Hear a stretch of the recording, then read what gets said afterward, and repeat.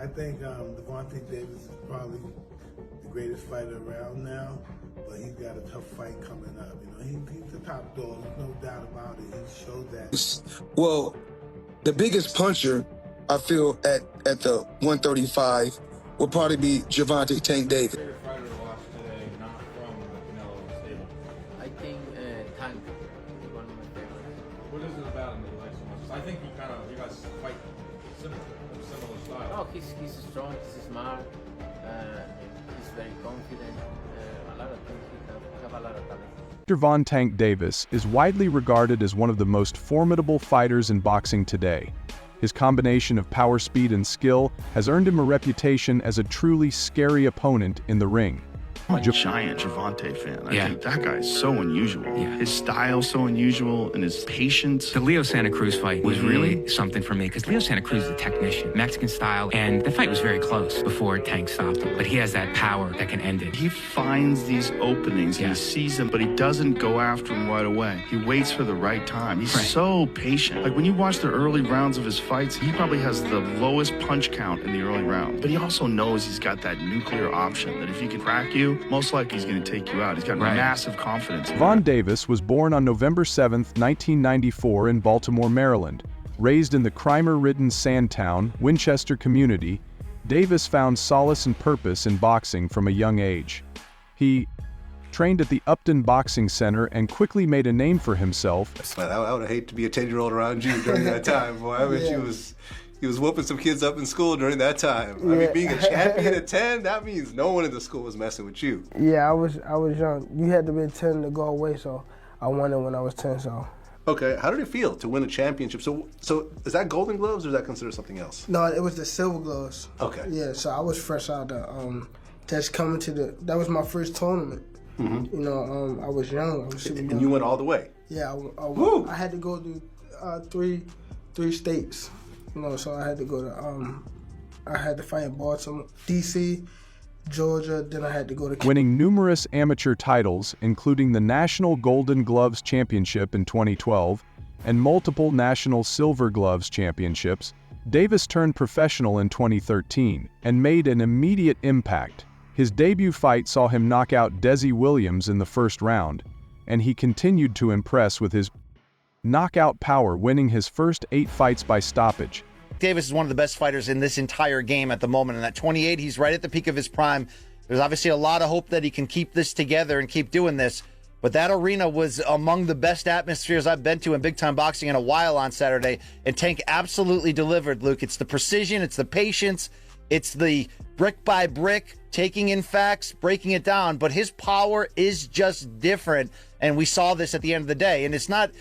You know, it's not walk you down type of just reckless power. It is sniper, one shot at a time, perfect placement. And he literally got Garcia to the point where he couldn't see. How is Tank entering maybe the most dangerous test of his career in a few months against Ryan? He's looking just fine. I remember many years ago, we spoke, and you spoke to our production group. You said, I've watched Floyd. I watched Canelo. I look at all the tapes of Ray Leonard, Manny Pacquiao, all these guys. I'm going to be the face of boxing. Is this the future of boxing? Absolutely. Are you now? I'm definitely the face of boxing. Absolutely. His ability to finish fights early became a hallmark of his career. Davis's first major breakthrough came in 2017 when he defeated Jose Pedraza to win the IBF Super Featherweight title. Although he lost the title due to missing weight, he quickly rebounded by capturing the WBA Super Featherweight title from Jesus Cuor in 2018. I think it's the big 3 now in boxing. It's divisions, right? There's no big 3 in boxing. In Devin's group, there's only 2 left, which is Shakur Stevenson and Tank, because they're undefeated. In my opinion, I think Tank is gonna, be that guy for that for that division. You think Frank Martin got a chance against Tank?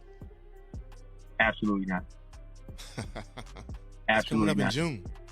Yeah, absolutely not. Because the thing about Tank is, Tank has a core group of coaches that's been with him since a child. And Tank has the punching power. You know, when you have punching power in the chin, in boxing ability, capability, in raw athleticism, Tank Tank is explosive. He has a high boxing IQ. He's a southpaw. He punches like nobody. Like he punches like a mother, like a heavyweight. And then you got Shakur. He's right up there with Tank. His victory over Queller was particularly notable for its decisive nature. As Davis knocked out Queller in the 3rd round, Tank Davis is one of the best fighters in this entire game at the moment. And that 28, he's right at the peak of his prime. Who gets fight 1.2? Woof.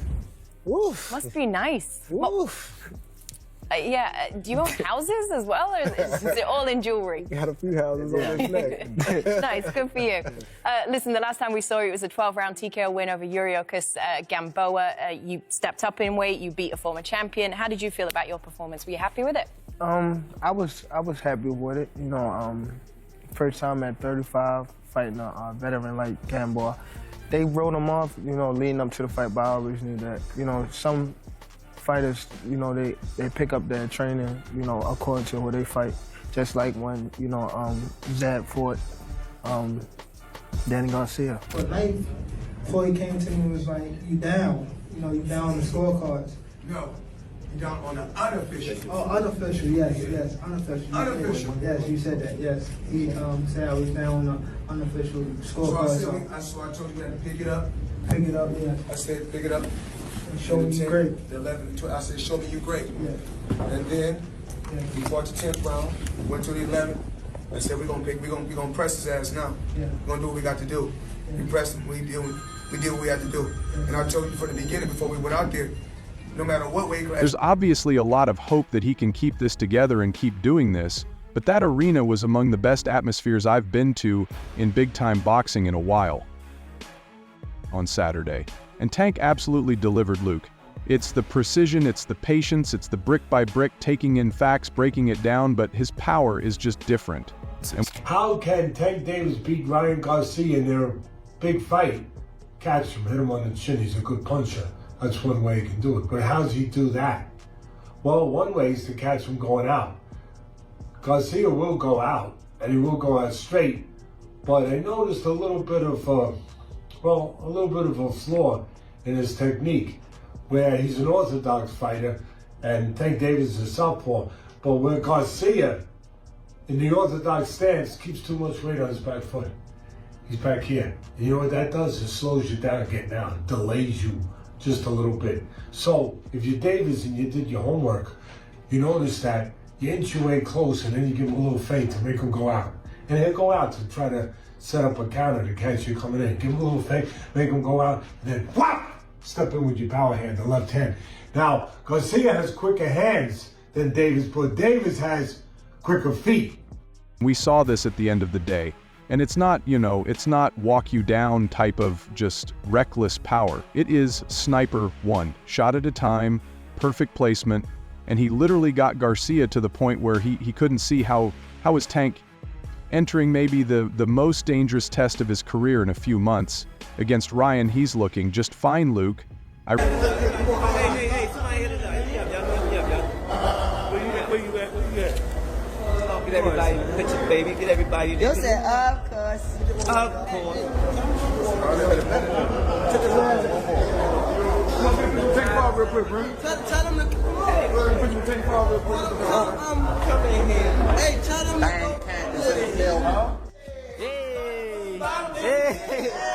Spin them up. How far do you think your power translates? In terms of your ability to thump, how far can it go? Strong cruiserweight. Wow. For real? Jesus. Because it's not only power, it's accuracy. So you get a reputation for being a power puncher, which is fair. You do have power. But what do people in your mind miss only paying attention to the power? The accuracy, and what else? Yeah, the accuracy. That's the placement. Like even with Rolly, it wasn't just no power shot. It's how I throw it and what spot I hit him in. And then he was walking into it as well, right? And the timing, like even the movement I did, like just every little thing. It wasn't just I just threw a swinging shot. Remember, many years ago we spoke, and you spoke to our production group.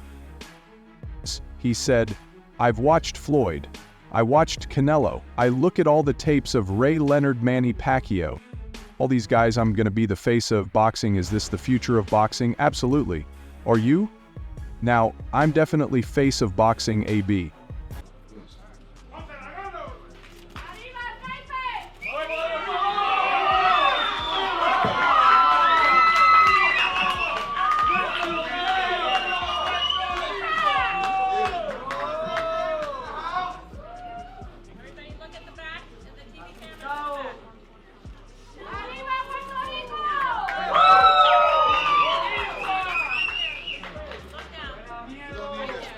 Who you think is the harder fight between Shakur and Devin for Tank?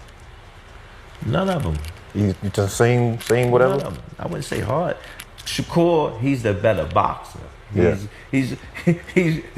That's why I always make this. He would make the fight boring just to win. Right. Yeah, I think you would too. Dude, I want to put Youngin in that type of situation.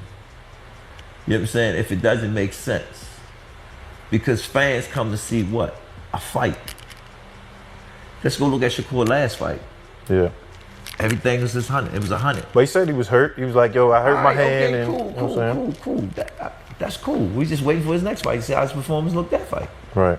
So it's just mostly economics. Like when the economics line up. I'm saying, you know, Tank was hurt. Against Pitbull. It was a exciting fight, wasn't it? Yeah. It was a close fight. Yeah. You get what I'm saying? And you hit me. Tank's knockout power is legendary, leaving opponents crumpled on the canvas. But it's not just his fists that command attention. Davis possesses an unyielding determination and an unwavering belief in his abilities.